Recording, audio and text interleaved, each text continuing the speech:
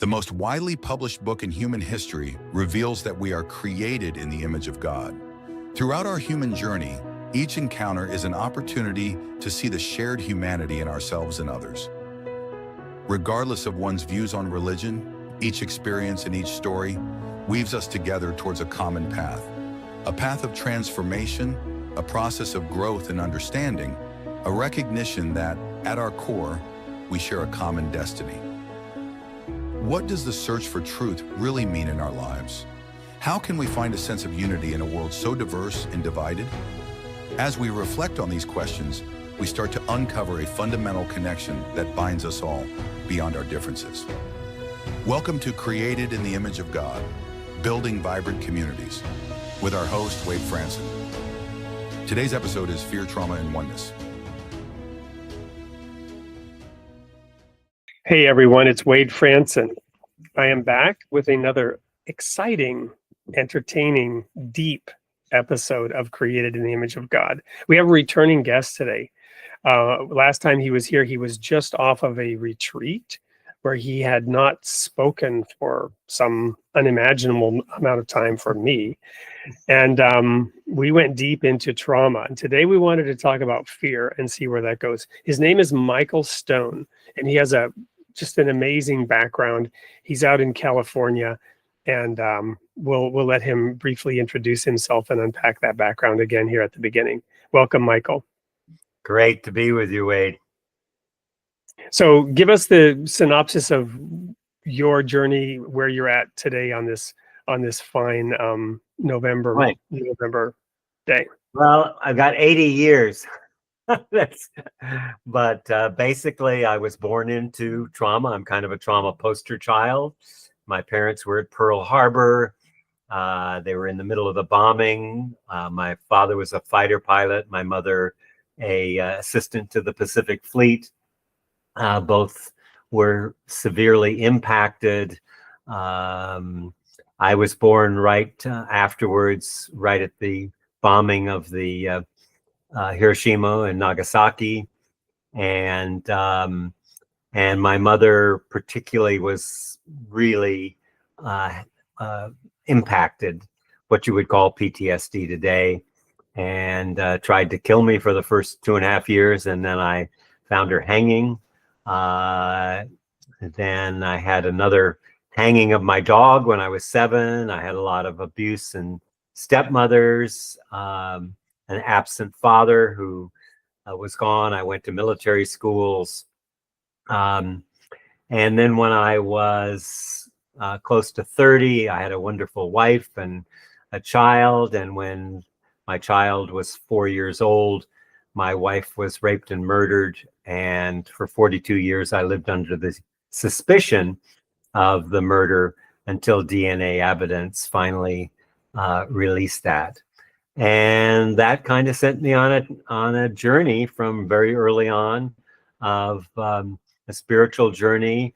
It didn't start out a spiritual journey, but the more I studied and the more I listened to my body and what felt true to me, the more I aligned with the sacredness of life and of doing the inner work that connects us more deeply with God and opens us to healing the wounds that separate, alienate, and marginalize us.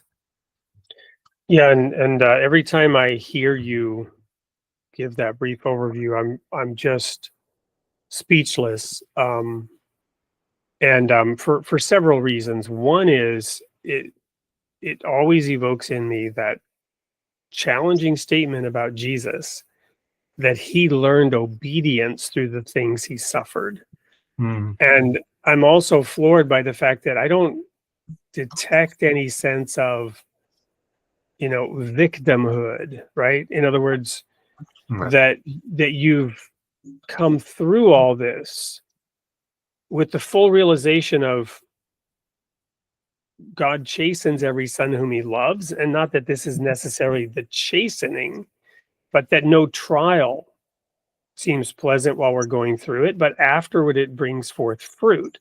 And as we think about the focus that you have on this highest level order of oneness, and how we're truly all connected. And despite all this, your focus isn't on, the fragmented pieces, the scattered pain, the fragmentation, but rather on the wholeness and the oneness. These are the things that go through my mind as I hear you, tell us about what you went through. Is that sort of a fair summary? Yeah, I think it's very clear. However, I certainly was a victim in the first 3 decades. I mean, I played the victim card. I was into Naturally. drugs and alcohol and basically trying to be seen and get the love that I didn't get as a child. When I discovered that in an event I was doing, I discovered, wait a minute, do you mean I'm responsible for my own life? That was a huge awakening. And that began to really deepen my journey. And, the thing you said about obedience, I don't like that word so much, but it does say for me that I continue to come more in alignment with the part of God that I am, that the sacredness of my own life is the sacredness of God, that there's no separation. We were talking earlier about the bifurcation, the simplicity in my feeling of divine law is not two, and that there is no separation. So for me, that when you say obedience, I say turn towards that which separates us from that separates us from God. And that turning toward means to turn toward hatred, to turn towards trauma, to turn towards suffering, to turn towards whatever. Rumi has a wonderful poem called The Guest House. You probably know, and he talks about invite the suffering in, into your home, invite it in. Even if it's a crowd of sorrows or they tear your house apart, they may be bringing you some gift that you don't know is going to happen. And I think for me as a trauma professional, that I'm always looking for where is the divine and the intelligence, where's the divine intelligence in your pain and in your suffering, that if you could turn to and feel it fully and allow it to rest in you, would create a larger capacity for your soul to grow and exist in a lack of separation. Does that make sense what I'm saying? Oh, absolutely. And we could look at different translations of that verse and what the Aramaic or the Greek word is, maybe alignment, conformity, submission. What is it exactly that was learned? Obedience sounds very Catholic. Yeah. I'm gonna have to look up some different translations and find out what maybe is a better word. But the point is, Jesus said that he did the will of the Father. Yeah. And the divine will, right? The submission to the divine will, alignment with the divine purpose, however we want to word that. So we picked on the word fear. And what comes to mind for me is Jesus' statement, perfect love casts out fear, and that the opposite of love it has often been said, I don't know how specific or rigid I want to get about this, what is actually the opposite of love, but it has been said many times that fear is the opposite of love versus hate. How do you feel about that, or how would you define fear? Or I feel that's a mistake to think that. And why I think that is, you're immediately bifurcating love and hate. There are times when we need to deeply feel our hatred and allow ourselves to feel it because fear, to use fear as an opportunity for spiritual growth and for soul growth, is to turn towards it, because fear is not something to eliminate. So if I'm making that bifurcation, then I'm going to say I have to eliminate the fear in my, eliminate the hate in my life. But no, the hate is calling us to look at something that we carry in our life and recognize how it separates us. It's not, fear is not something to eliminate. It's we need to invite it into a deeper grounding of healing and spiritual growth, and meet it with presence and with co-regulation. We talked about co-regulation last time, with connection, and engage with the fear. But what we try to do is get rid of the fear, or push the fear down, or eliminate the fear. All of those things only cause the nervous system to raise their protection and diminish our spiritual self, really. So everything is like, when you look at fear, it's an invitation. So instead of trying to escape or find, the bifurcation of it, the hate and fear as opposites, they live in the same thing. Can I love my fear? Can I love my hate? That's really hard. If I love my hate and bring presence to it, it will actually dissolve, because I'm not carrying it as something out there. My hatred is in here. So it's the part that needs to heal in me. So by bringing more presence to it, and looking at the, well, I have this hate towards these people. What is actually true there? I have fear. Fear is a source of hatred. So what am I afraid of? And it could go back through many generations that's carrying there. But I need to bring more and more presence to that in order to find the hate and love are really the front and the back and the hands of some way. They're not opposite. They coexist. When I bring them together and recognize, myself not as an ego or a separate individual. And I think we've talked before about the difference between individualism and individuation. Our developmental phase, if we have co-creation with a caring parent or a caregiver,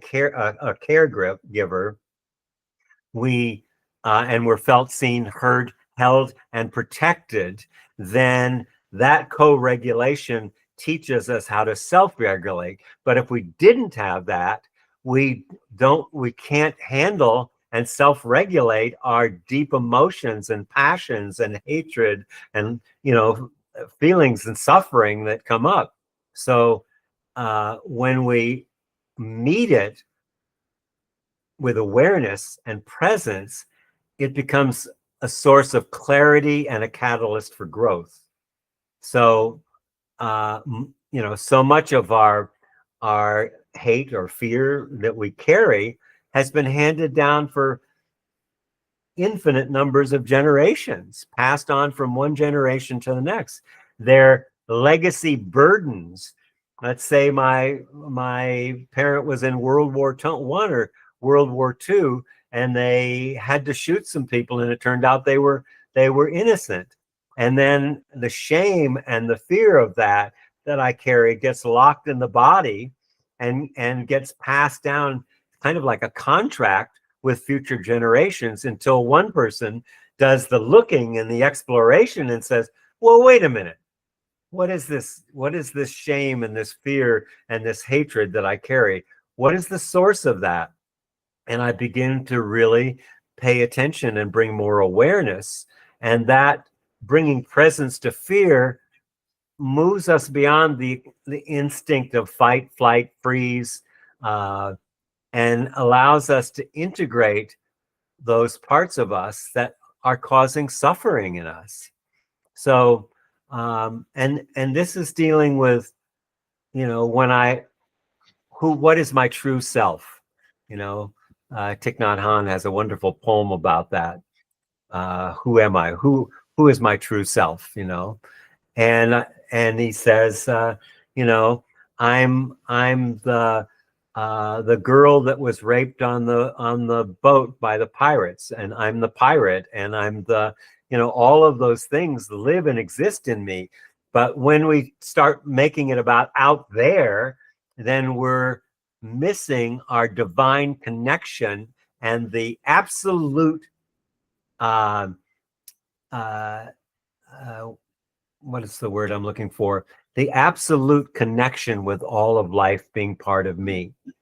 And that's, I think, the work we have to do as Christians or whatever, you know, or just people who are looking to heal the brokenness and the woundedness and the sense of separation that we carry, that's where we need to bring our awareness is no separate self, you know, and that's hard for people to get because you're over there and I'm over here and we're on a screen, but we still have this sense of objects in a world of objects. But this is where all the nonsense about separation and hatred and, you know,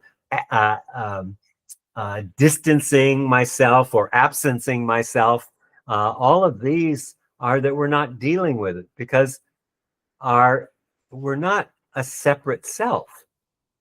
You know, my ancestors, everything that ever happened to me in my history is in my body. It's the Akashic record of my body, and everything that will happen. There's, you know, it always happens in presence. So you know, when I start saying, you are doing this to me, it's your fault, I'm creating this false sense of separation. But, you know, love is allowing myself to feel it all, but not to use it to be separate, because separation is a lack of wholeness from the divine. I'm going on a little bit, but I think that's wonderful, and I think that's a great place to pause and segue. We'll probably do a quick commercial break here. This is being pre-recorded, but when we come back, I'm going to unpack a couple of things that you've brought up during that discourse. Thank you so much for that. I was just listening intently and hanging on every word. Don't go anywhere. We'll be right back. For over 50 years, Michael Stone has walked the path of transformation as a spiritual author, teacher, organizational consultant, somatic guide, and trauma integration facilitator. His work bridges ancient mystical practices with modern healing modalities, guiding people to heal the individual, familial, ancestral, and collective wounds that keep us separate and in conflict. In his newest release, Traumatized, a love story, healing the wounds that separate, alienate, and marginalize us, he opens a profound invitation to heal through love, the force that unites us all. Michael's journey is an invitation to awaken, to remember our shared belonging, and to step into a deeper wholeness together. Discover more at welloflight.com. Welcome back to Created in the Image of God with Michael Stone today. We've just had Michael sort of lay out his perspective on fear, trauma, oneness, and we're going to unpack a couple of things, peel back a couple of layers of the onion here. The first thing is, let's talk about oneness. We recently had a meeting with some friends of ours. We go to a nursing home every Sunday morning, and we have a spiritual family that's been built there over the last few years by invitation of some of the ones there. We've talked a lot about the soul, the afterlife. People are forming strong bonds, deep bonds, even as they frankly prepare for passage into the next life in this nursing home. And it's just been amazing. And what we did this past weekend was pull quotes from all the world's religions, organized religion, also traditional religions of indigenous people, around the oneness of God, using the Shema, Hear, O Israel, the Lord thy God, the Lord is one, and that we're one with God, and showing how this is inherent in the spiritual teachings of every people, every religion, every spiritual impulse has this at its core. So what I want to ask you, Michael, is to further define what you mean when you talk about the individual versus individuation, because you mentioned that. Yeah, that's beautiful. And it's mostly invisible to people, and I think it's really important. So what is individuation? Individuation is how we mature. Individuation starts with my early development, even in utero, but particularly in my development as a person. If I am felt, seen, heard, held, and protected as a child by my caregiver, and I have a pair of loving eyes looking into my eyes, I have the capacity to then self-regulate, because it's co-regulation first. That teaches me how to self-regulate. That teaches me how to be able to be in the world and have a sense of a self. Okay. And the more love, the more capacity I have as a self. So that's individuation. It's a natural process. Individualism, rugged or romantic individualism, on the other hand, is my identity. And this is very much at the heart of the separation that exists. Like we're taught that the man, the self-made man, or the self-made woman, or the rugged individual, or the romantic individual. I did it on my I did it on my own. The song. I did it my way. I did it my way. Yeah, I did it my way. Everything in our advertisements, everything, particularly in the United States, is calling for me to rise up and be a strong individual. And it's that kind of strength creates a huge weakness, that sense of separate, because I'm much more as two or three or four or community than I am as an individual. And I live in a false sense of separation. Again, talking about the fact you're over there and I'm over here, that sense of objects in a world of objects. But there's a whole nother way to know each other. And that's, to me, the Christian way, is that I can only know you, Wade, to the circumference of my capacity to know myself. When I can develop myself to know what my hidden parts, my trauma, my shadow parts, those parts I don't want anybody to see, and certainly I don't want to, feel them even. That kind of individualism is a huge weakness that keeps us separate. Whereas if I look at you as from my nervous system, you show up in my nervous system. I know you in my nervous system. I can feel you. I can feel, how you feel, your emotions. I can sense into you and we all have this capacity. How, minds speak to minds, bodies speak to bodies, emotions speak to emotions. But we've lost the capacity to feel each other. And that creates a rugged individual, because we have no capacity for empathy, for connection, for really truly loving. An individual does not love. One who's individuated knows how to love because knows the connection. It's kind of like, when I work with students, I can look at the moon. The full moon is really great right now. I don't know if you've seen it back there. Oh yeah, the last couple of nights, just amazing here. It's so bright and so beautiful. I look up and I say, that moon is so beautiful. But what is it I'm not seeing at that moon? I'm not seeing, unless I'm really sensitive, that it's affecting me. It's affecting the oceans. It's affecting the plants, everything that's moving in my body. If you go to a hospital on a full moon, you'll see there's so many people coming in, because it also stirs up all the insanity in us.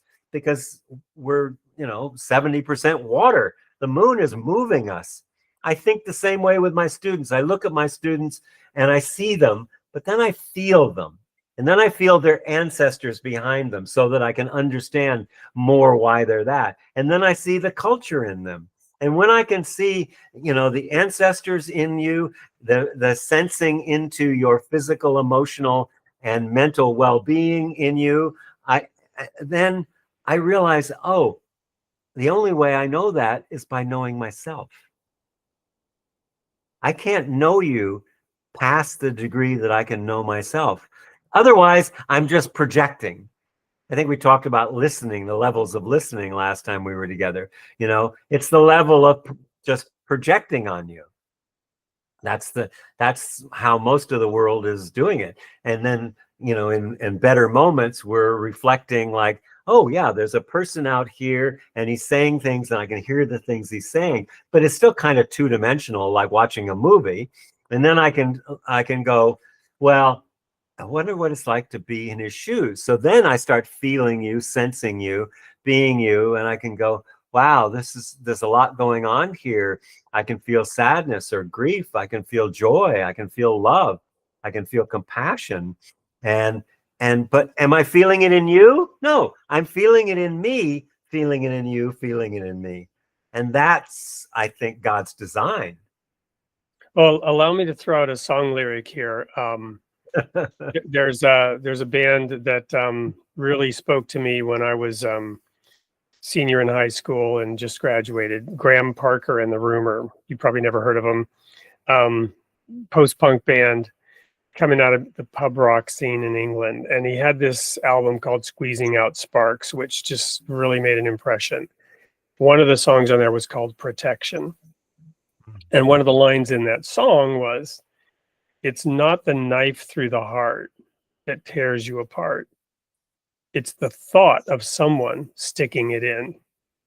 Mm-hmm. And when you talk about, that movement, and it's what's happening in me, right? So I've got the knife, but what's really bothering me is you just stabbed me. You follow me? It's so you've got those two things, and I want to unpack that a little further in a little bit, but let's just talk about that right now. The power of that emotion, right? The power of those feelings that the empathy or the perception or the interpretation of what's happening around us. You mentioned for your own journey that the first 30 years of your life, you were a victim. And I described my early life as I was wrapped around the axle. I was wrapped around the axle of the circumstances of my life, and it took me decades to get over it. Mm-hmm. Yeah. And even that terminology I know is problematic, and a therapist wouldn't use it, but whatever. It took me decades to, and really there were even things that happened when I eventually wrote my story across 3 volumes. It took me a decade. And that process of getting it out on paper and externalizing it was therapeutic. Yeah, that's true for my book too. The last 4 years of writing the book really brought it clear after 80 years. But I'm not clear. Do you have a question about that, or you just? Yeah. So the again, it's really still getting back to individual and individuation, right? And as a Baha'i, we have a little prayer that when you give birth, you whisper that prayer into the baby's ear right at birth to let them know that they're loved and that they're received and that they're welcomed into the world and that they will be cared for and protected. That's so beautiful. And I often think of the prayers that we're actually whispering into the ears of our baby by our actions, by our relationship with our partners, the mother or father, that the prayer isn't just words. What's the saying that it's not what you tell your child, it's what you do that will shape their life. Well, yeah, remember the old saying, "This is going to hurt me a lot worse than it's going to hurt you." Yeah, right. Yeah, that's not what the child feels in that moment. Those Exactly. words are rather empty and hollow. Yeah. Yeah. That's right. So yeah, the question is really, it's really that individuation, right? And the fact that, okay, this kind of work that you're talking about, this kind of perspective, but then you have a responsibility to create a world in which people are protected from that knife being stuck in by somebody, right? And sometimes those protective actions require some kind of constraint or some kind of force, some kind of structure that has to be built and enforced and maintained. I often look at it this way. Jesus said we must forgive. But he also gave parables in which if this or this happens, you will be taken to court until you pay the last farthing, right? And even phrases such as turn the other cheek, they are based on Jewish law in which the master had the right to backhand their slave. That's where that phrase comes from, turn the other cheek. If you get backhanded, turn the other cheek. But if the master hauls off and hits you with the forehand, you can take him to court. And all three of these major statements, turn the other cheek, go the extra mile, give them the shirt off your back, have a corresponding legal recourse that you can take. So you must forgive, but that doesn't say that you don't seek justice to stop that rapist or that thief from inflicting that same harm on somebody else. You may, in fact, I would submit, have a responsibility before God to take that person to court and pursue justice, because you can forgive, and I would stipulate you must forgive whether the person repents or not. Your forgiveness is not dependent on that person's repentance, but the next victim's safety is dependent on that person's repentance. Yeah, so much in what you're saying here. Let's start with forgiveness, because I'm not a big fan of forgiveness. And the reason I'm not is that so often forgiveness is something like that, like this. Me in my largesse is going to forgive you in your smallness. That's very different than looking, like I say, when I work with people, I'm looking back generations, I'm feeling the ancestral pull, looking at someone and being curious about, I wonder how this person got this way. So, to me, it's not so much forgiveness, it's using whatever you think needs to be forgiven to look at yourself. How did I create the conditions? Even in something of being raped or mugged or any of these things. Why do we have laws? Why do you think we have laws? We have laws because we're separate from divine law. The only need for, if we were in touch with our divinity and allowed ourselves to live truly a spiritual life, there would be no need for laws. We wouldn't do the things, because law is based on the belief in separation, in a separate self.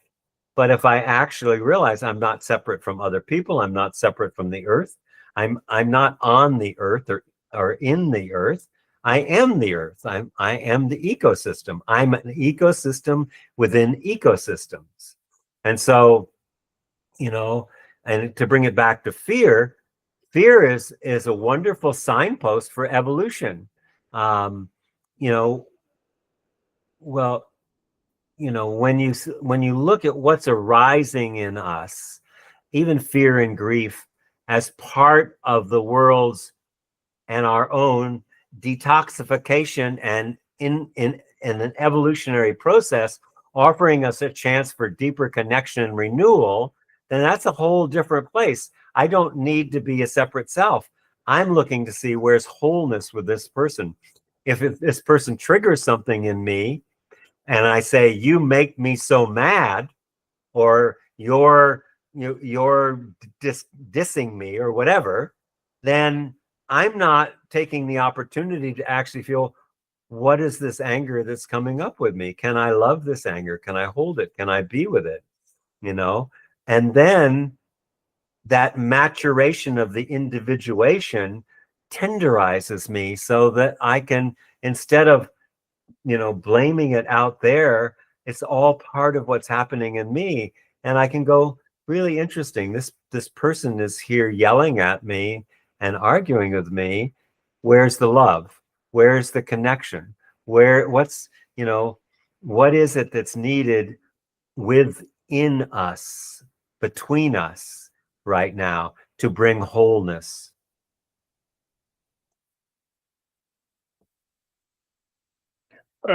Could not agree more about the responsibility of the individual and how to process all this, but that doesn't address the fact that, or the perspective, fact is overstated, but the perspective that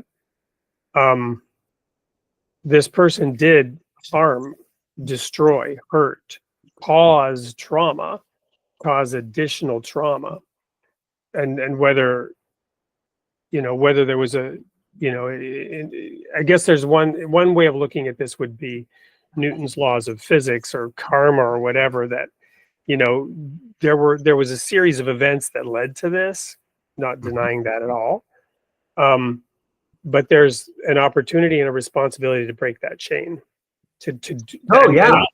But you don't break it by that person, you break it by breaking it within ourselves. That's maturation. Right, but again, so what responsibility does the Catholic Church have when a priest has been identified as a pedophile? To just use one example, I could use a million others, or a serial rapist, or a serial killer, right? There are many shows out there on Netflix and, Amazon Prime about serial killers, right? Who are going around killing people serially, serial kidnappers, and so on and so forth. Well, that's what I meant. We're gonna take a really quick break, and when we come back, we'll have you answer that question. Don't go anywhere. Okay. We'll be sitting on the edge of our seat, waiting to see how Michael Stone answers that question. We'll be right back. Every child deserves a place where they feel seen, safe, and supported. Those who guide children also carry the responsibility to protect them. Written by 2 legal experts with over 60 years of experience, this essential resource helps organizations build strong child protection policies, recognize risks, train the right people, and respond when it matters most. From schools to churches to mentoring programs, this is a blueprint for real protection, made practical, sustainable, and clear. Protecting other people's children. A powerful tool for those who choose to care. Available now at Amazon. Welcome back to Created in the Image of God with Michael Stone. Right before the break, I asked Michael, what about serial perpetrators, serial harmers, serial inflictors of trauma?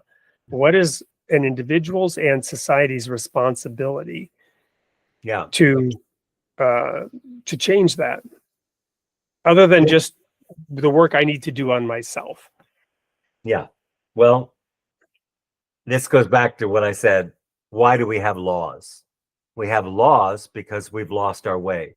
We are not living a life that is honoring divine law and the message of God. So we have to have laws to deal with things like that because we haven't yet learned enough. But at the same time, I'm in the courtroom with the person that murdered my wife. I want him to say, I did this. 42 years just to say, I did this. So I could make something, about, oh, well, I should forgive him. But it's not, again, about forgiveness. It's this person, I'm sitting in the, in the courtroom with the person who has been free for 42 years, who murdered my wife, and he won't speak or honor that. He's got to carry that. One of the greatest things of the 20th century, from my perspective, was the Truth and Reconciliation in South Africa that Desmond Tutu and Nelson Mandela did. They took the perpetrators and they sat them down with the victims, and the perpetrators said, had to say, come to the place where they can say, I did this, and that creates a completion with the other person. So that's the real kind of forgiveness, when there's that kind of energy. But until people are willing to do their own personal work, and I'll push on that, until they're willing to do the personal work, we have to have laws. But the more we do the work, it affects our ancestors that are part of the perpetrators that are coming through us, and it affects the collective, and brings healing to the collective and to the ancestors. And this is what needs to happen from an evolutionary perspective if we're going to survive as a species. But just having a law,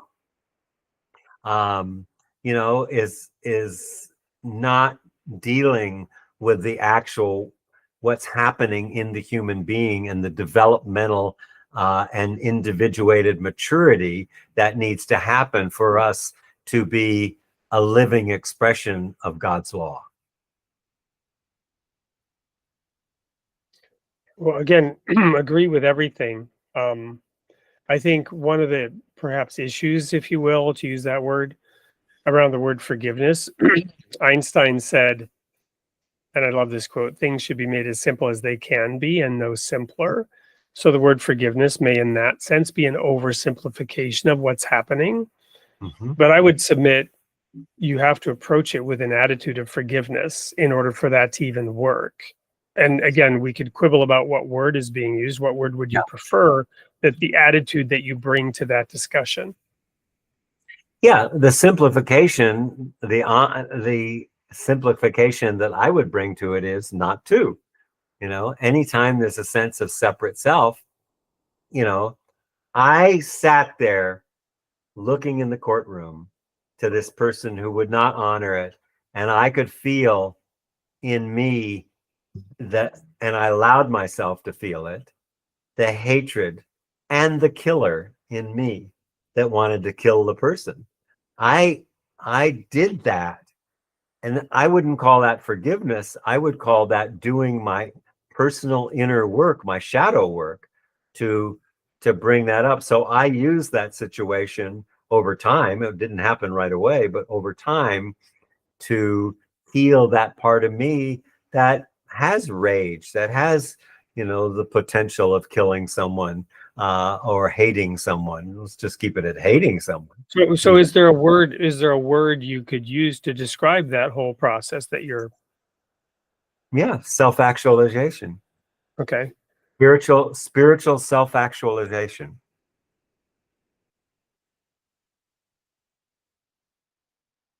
That doesn't mean, it never means that I'm condoning the behavior that was causing the harm. I'm not in any way condoning that behavior. But I am honoring the fact that I could have had I had that person's background, I could have potentially done the same thing. Well, okay, so we've had a situation where my sister was struck by a vehicle driven by a man who, in his police report, was way over the alcohol limit. Mm-hmm. And she was killed in that accident. Mm-hmm. And the court date for the hearing has been continued now repeatedly, right? It was actually supposed to be November 4th, and it was continued again. Now it's December 18th, which happens to be the day that we're flying to Hawaii. And I've been wanting to fly to this other state and be there for that hearing as my sister's brother, because I also believe that somebody needs to appear in court to represent my sister, who's not there, in the accounting of what happened. To your point exactly, I do want to hear the other person say those words, show that he's taking responsibility for his part in that accident. And I would say I have to bring an attitude of forgiveness, knowing that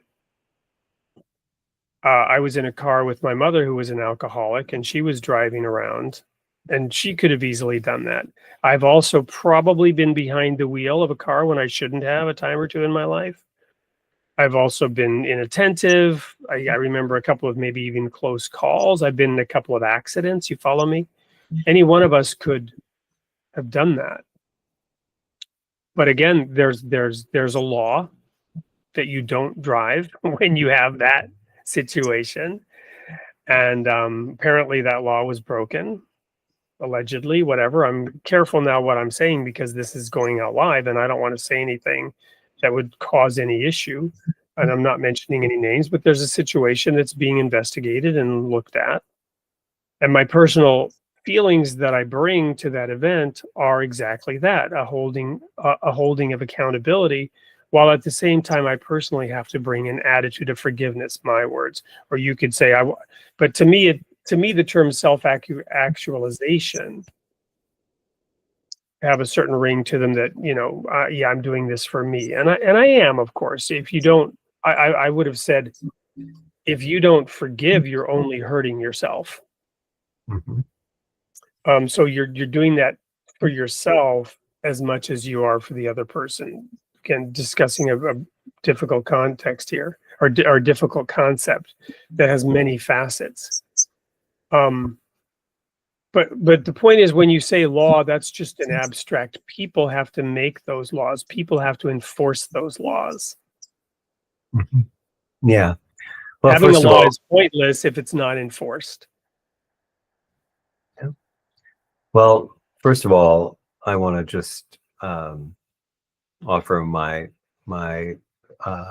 condolences for your loss. I feel the grief in what you're saying, and I want you to know I'm feeling that, and that I want to honor it. It's important to do that, and also to acknowledge that we live in a broken system. This guy got off scot-free 44 years ago now, who was a brutal rape and murder. And he got off because... Were there any instances since then that you're aware of? Don't know. We don't know. But what happened was that they arrested him on a traffic warrant. So they threw out all that. They lost the picture with the scratches on his face that from the mugshot disappeared. So we live with a broken system. And if you look at what's happening in the United States right now, it's really revealing how deeply broken it is. So, what I'm saying is, yes, we need to have laws, but the reason that we need to have laws is we aren't doing our own soul work, our own growth, our own spiritual work. And when absolutely. I mean, I just wrote and published the 8th of 9 installments about no kings because of the no king movement. And I go back because it's always about the Bible for me, even though I'm a Baha'i. I love the Bible and its richness of historical stories. So you go back to the book of Judges, in which there was no king in Israel. You got this horrible unfolding of trauma in every imaginable way. And the conclusion is, in that day, there was no king in Israel, and every man did that which was right in his own eyes. Fast forward to the next book, and you have the book of Kings 1 and 2, and you learn that as a result, the people said, we want a king, right? And they went to Samuel and they asked for a king. And Samuel went to God and said, but now the people want a king. And God says, they haven't rejected you, but they've rejected me, that I should not rule over them. Go and tell them, you get a king, and he's going to do this, this, this, and this, and this, and this, and you're not going to like it, and you're going to come crying to me saying, remove this king, right? So, and we have this no kings movement, and I wrote this 9-part series. Yes, it's fundamentally broken, right? But meanwhile, along the way, we have this yin yang situation in which we have to organize and structure. We all have to go to work, whether it's growing your own food or however you get to feed yourself and your family within this broken system, within the 10,000 layers of the onion that we're inside of brokenness. We talked about the doctrine of discovery in our discussions, and how going back to the 1,000 years ago and more, that a construct was created around how certain groups of people were entitled to go own the land that they discovered, right? And how that led to a further, an ongoing hairball, that can't be, Gordian knot. And and we have to live within it. And we all have our jobs to do, whether you're a fireman or an accountant or a policeman or a janitor or a nurse or a doctor. I can't imagine being a doctor living within the current medical industrial complex that has been constructed, and I deal with some limited amount of laws and regulation, in the fields that I am. I actually deal with a lot of lawyers and contracts and stuff, but I can't imagine working within the medical world. Yeah, it's pretty crazy. We have system upon system that is broken. And the first place that I say is to start is with my own shadow, my own nervous system, my own shadow. The minute I want to lash out at someone else, I've trained myself to go and try to see deeper than that. And the more we can see people deeply, no matter what they did, in their divine essence, the more these things will change. When parents can be conscious enough to support their children by being there and being present and giving them the love they need and the nurturing they need, it's a lot of it's just starting to recognize that I'm passing down the things that have been handed down through generation after generation to generation. But it's all born in this thing that we call trauma, which is basically unfinished past. It's unfinished because it isn't in alignment with divine law. And so we can call it all kinds of things. You might call what I'm talking about as forgiveness, but I put it on another level of just the general, okay, I forgive you. It's more a matter of coming to grips to see yourself in the other person, the perpetrator. Can you see yourself in the drunk driver? You said yes. I can see that. That's more important to me than saying I forgive you as a declaration. It's, yeah. No, and again, I agree with you. I'm not trying to quibble over that. I'm just not wanting to be too dismissive of what somebody means when they say that. Yes. We could assume they mean one thing, but maybe they have a great and a deep appreciation for it, in fact. Yeah. Yeah. But again, the more I can feel you feeling me, feeling you with other people, the more that confusion goes away. Integrity is not morality. Integrity is wholeness. Integrity means it's whole. We have many breaks in our integrity in terms of the human condition right now. That's why I'm, two things. I'm very focused on the shadow work, and I'm very focused in building communities like you are, where the healing can take place, where people can actually be felt, seen, heard, held, and protected with others, and feel safe enough to not lead to those kinds of things that end up with rape and murder and drunk driving and overdosing and all the different issues that are out there. But even if you look at the law, Wade, and say, at the legal system, pretty much any of the laws are kind of a stopgap because people are not operating with integrity, with wholeness. Well, of course, couldn't agree more. And, even the transition from Moses, the lawgiver, to Jesus 2,000 years ago already unpacked that, right? And Paul's explanation, the law was a schoolmaster training us to bring us to the fulfillment. Right. Exactly. So, but sadly, and then Paul also said to the Corinthian church, basically, you're not weaned yet, and you need somebody to go back and teach you the basics again. You didn't get it. He says, you're drinking milk, and you should be at this time able to digest meat. Strong meat belongs to those who, through reason of use, have exercised their senses to discern good and evil. So along the biblical journey, you have the tree of the knowledge of good and evil, which in the beginning, people were told not to eat. And then, you have the whole serpent story, and we could spend hours unpacking that. I think it's an amazing story, a misunderstood story, a misapplied story, but a perfect story. When we fast forward, Paul unpacks it by saying, basically, God always intended you eat of that tree.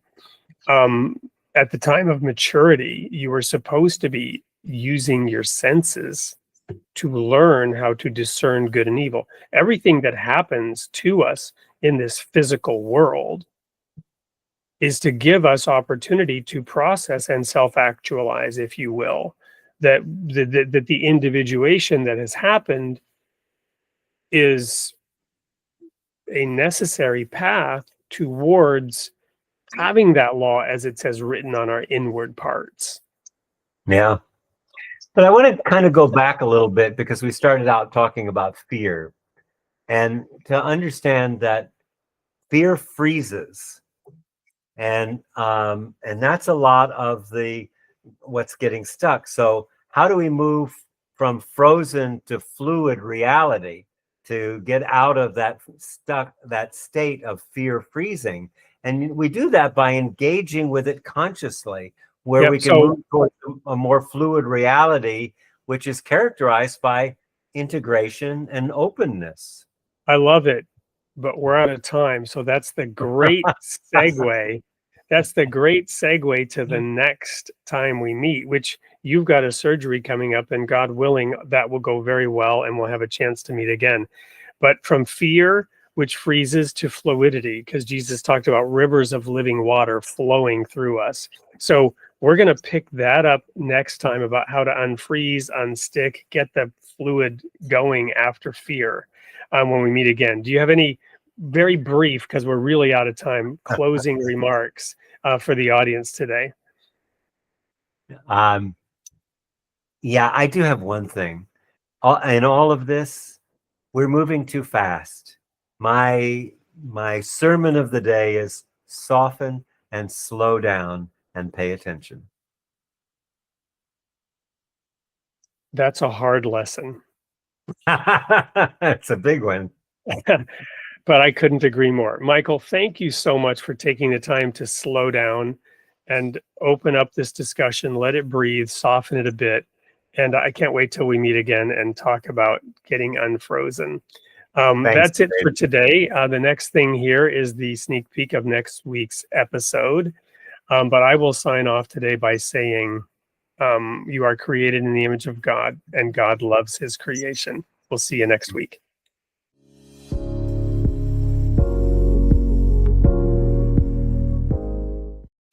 Hey everyone, it's Wade Franson, and I'm here with a sneak peek for episode 203, airing on Sunday morning, 7 a.m. on Created in the Image of God on December 14th. I have in the studio Mark Vernon, who is an accomplished scholar and an experienced educator, journalist, ex-vicar, and so much more. And we've just had an amazing hour, packing so much into this show, and we've run out of time, but we're going to do a really quick sneak peek. So Mark, what can the audience expect when they tune in to hear your discussion with me on December 14th? We live in a time in which many people feel the fear and worry that collapse is inevitable, but I think this is an invitation to discover where's the truth, where's the goodness, where's the beauty, even in the midst of all the dynamism of our times.